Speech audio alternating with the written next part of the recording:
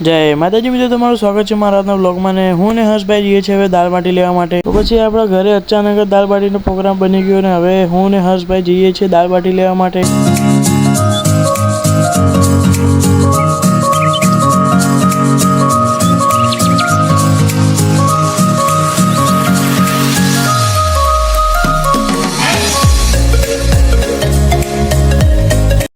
માં ખોડલ રાજમાં આવી ગયા હતા દાળ બાટી લેવા માટે.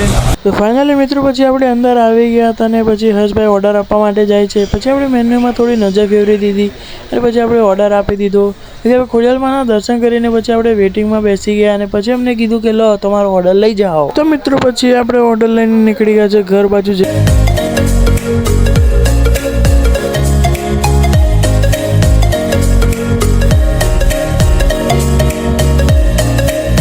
તો મિત્રો પછી આપણે ઘરે આવી ગયા હતા ને આપણે ચટણી કાઢીએ છીએ મિત્રો.